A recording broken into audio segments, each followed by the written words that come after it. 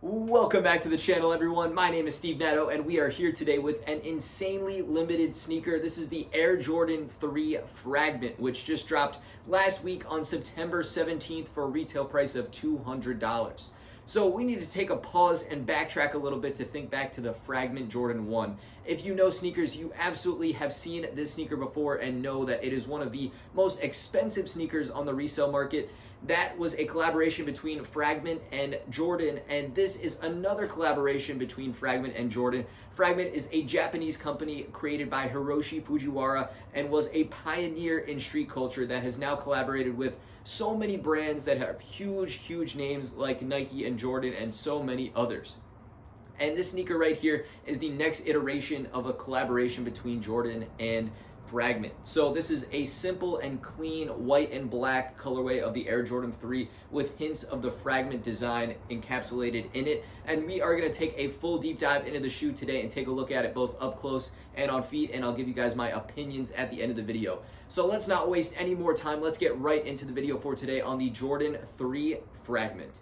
So here we are with the sneakers, the Air Jordan 3 Fragment. So before we dive into the shoes, we have to take a look at this box because the box is actually really cool. The paper inside is really nice as well. So we'll take a peek at that and then get into the shoes. On the front here, you can see the Fragment logo right there in the front. The size tag is a little covered, so we'll check out the rest of the box, the size tag, and then get right back into the shoes. As for the rest of the box, on the top we have a giant white Jumpman, where the top of the box is also split in color between a lighter shade of blue and then a darker shade of blue. And then it is a flip top box, so when we get it open, we do see what is inside, which is actually a kind of clear paper which has the Jumpman and the Fragment design on all of the paper. So it's a really cool addition to the shoe.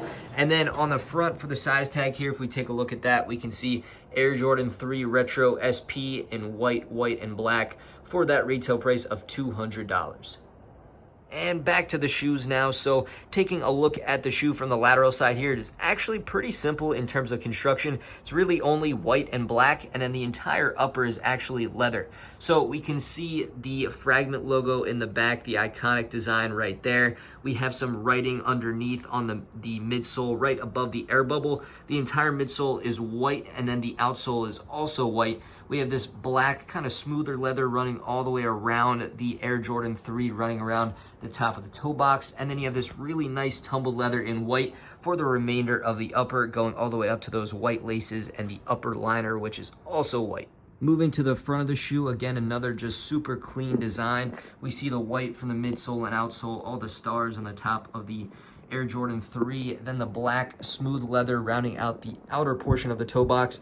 Then on the actual toe box itself, you see this really nice tumbled leather right there, going up to the perforated tongue with the white laces, and then a white stitched Jumpman to match the leather on the tongue to finish it off. Onto the medial side, there really isn't anything different. It's just the entire Jordan 3 silhouette wrapping around, keeping all of the same colors and materials consistent.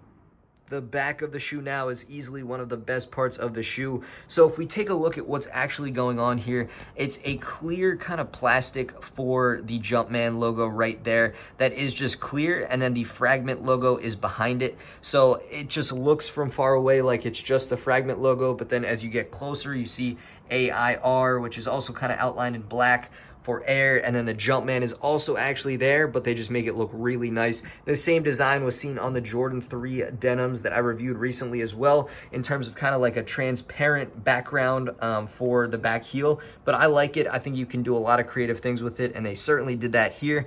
Then we have white for the midsole and outsole, the rest of that black leather wrapping around, and then white finishing it up at the top. Next up here, we've gotten the sneakers loosened up and we can take a look from overhead. I've got the flash on to help take a peek inside, and we can see the inner liner first and behind the tongue are all white. And then behind the tongue, we have Fragment written upside down in all lowercase letters. It is the same on both sneakers, but that was a really cool touch. I didn't even quite realize until I got these in hand. And then the insole here is actually sort of that darker blue, which matches the box.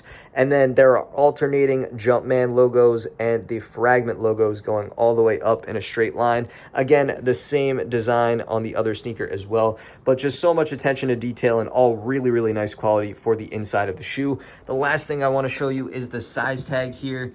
we'll try and get a good shot at that right there for the numbers and information.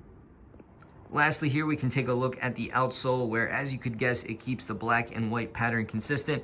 We have white and then black, and then towards the back we have black with Nike written in white, but super clean for the Air Jordan 3 outsole.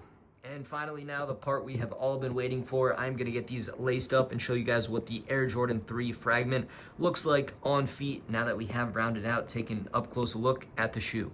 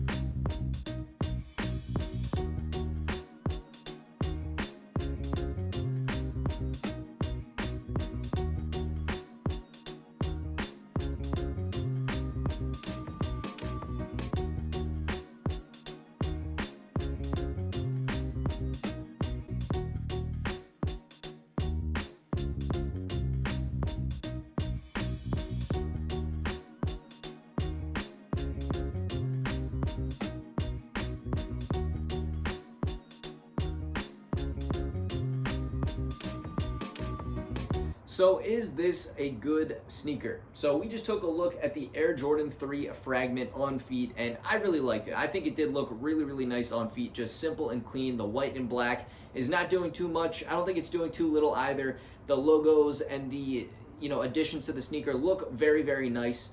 So I think it's a good shoe. But let's frame it in the market before we go any further, because like I mentioned, this was an insanely limited sneaker, came out in very, very limited quantities, very hard to track down, and did sell out instantly at that retail price of $200. So with that being said, right on release day, this was a $1,000 sneaker on the secondary market, places like StockX, GOAT, things like that. $1,000 is what it was going to cost you.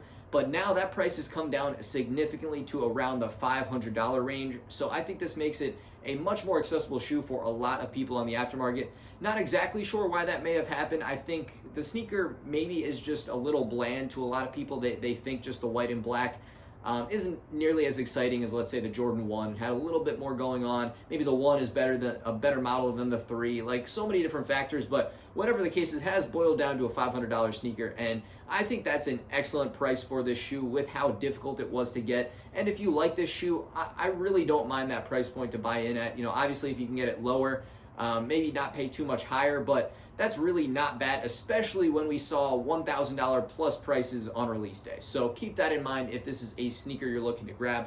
But all said and done, I really do like this shoe. I think it's very, very nice. It does fit true to size. It is just like any other Jordan 3, just it has the collaboration to it and all the other extras, nice material, all those things. But around the fit and the comfort, it is just a typical Jordan 3. Decent right out of the box, but gets a lot better over time with wear. You can style it with so much, and especially this sneaker, because it's just the simple white and black, this can go with a lot of different fits. So I really do like this shoe. But let me know in the comments down below what you guys think. However, for my final rating and opinion on a scale out of 10, I am going to give these a 9.5 out of 10. I just keep saying it. I really, really do like this shoe. I don't think there's that much, bad or wrong with it per se. I really do like where it stands in the market currently. So I think if this is a shoe you missed out on the release and are thinking about getting and are in the budget for it, I say go for it. I don't think you'll really be disappointed. The only thing to keep in mind is that it is just pretty plain and simple, but if you like the clean look of the white and black, I say go for it. 9.5 out of 10 in my books, but let me know what you guys think in the comments down below. I want to thank you guys all for checking out the video though, and be sure to keep it locked to the channel and hit that subscribe button to stay up to date with all of my postings here. But thank you one final time, and I will catch you guys again real soon on the next video.